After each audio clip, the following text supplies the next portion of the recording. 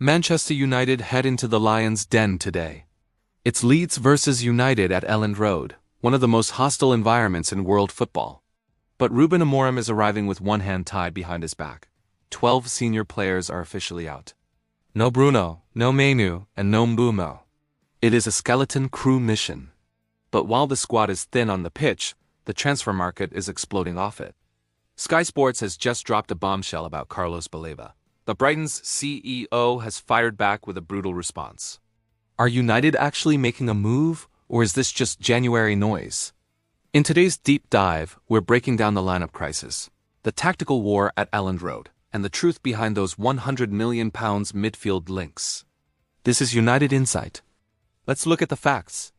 Ruben Amorim confirmed in his final press conference that none of the Carrington Five have recovered.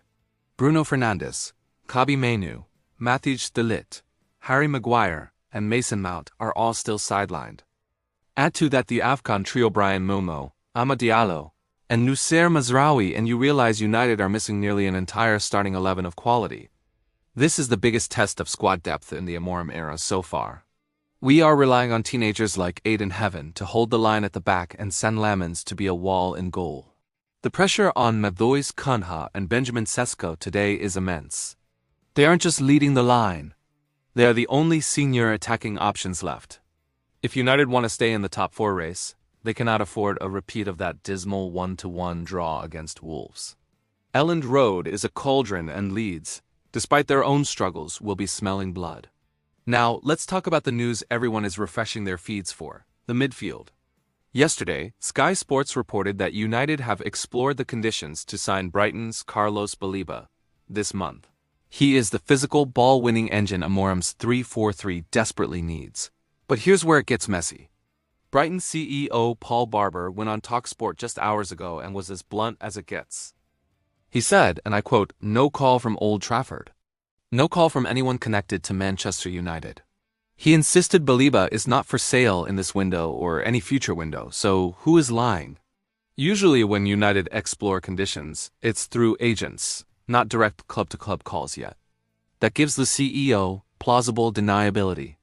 But with Brighton demanding £100 million, United are also looking at Adam Wharton from Palace and Elliot Anderson from Forest. Wharton is the metronome, the passing specialist. Baleba is the destroyer. Amorim reportedly prefers the destroyer to protect this fragile defense. If a deal doesn't happen this week, expect the Lisandro Martinez in midfield experiment to become a permanent fixture. The big tactical question for today: will Amorim stick or twist? Against Newcastle on Boxing Day, he played a back 4 and we looked solid. Against Wolves, he went back to the 3 and we looked lost. Without Mazraoui or Amad to play those wingback roles, the 3-4-3 feels forced. My prediction? We see a hybrid back 4 today. Lenny Yoro and Lisandro Martinez in the middle, with Luke Shaw and Diogo Dalot as traditional fullbacks.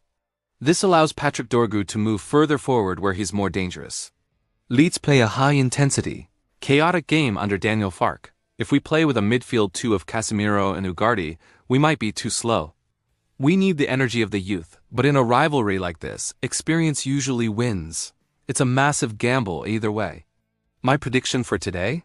It's going to be ugly. I'm going for a 1-0 United win, with Benjamin Sesko snatching a header late on.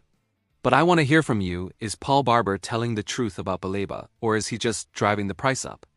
And how would you line up today with 12 players missing? Drop your score predictions below. Don't forget to like the video and subscribe to United Insight for the post-match reaction coming later today.